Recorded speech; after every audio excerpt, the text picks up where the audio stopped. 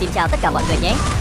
Thì hôm nay mình sẽ lên cho mọi người bản unlock đang gây náo loạn cộng đồng tử chiến và được rất nhiều bạn đang săn đón hiện nay. Bản này nó sẽ giúp mọi người lóc tâm ở vùng đầu, giúp mọi người cải thiện tâm súng và máu vàng sẽ được khắc phục. Tác dụng của nó như và phích dung phích lỗ nhẹ tâm bám chặt vùng đầu. Những cái dữ liệu của Rốt G chia sẻ cho mọi người đều là hoàn toàn anti ban nên mọi người yên tâm và sử dụng nhé.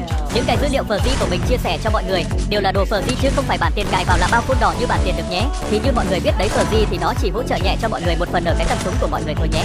Còn mọi người muốn bắn phun đỏ như trong clip mình bắn vậy nè, chỉ cần bỏ một chút lúa ra mua bên mình là về cứ ra đạn là vào đầu thôi mọi người ha ha.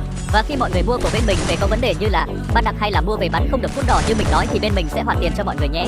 Hiện tại mình đang giảm giá bản 750.000 chỉ còn 350.000 và bản 500.000 chỉ còn 200.000 thôi mọi người ạ. Không nhanh tay hút một em về chơi dịp Tết nào ha ha.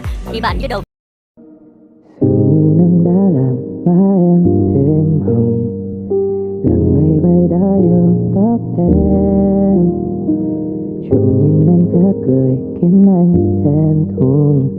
Áo trắng em bây giờ tan trường, đạp xe nơi sân trường, tóc em buông dài, lặng thinh anh ngắm trông đã lâu.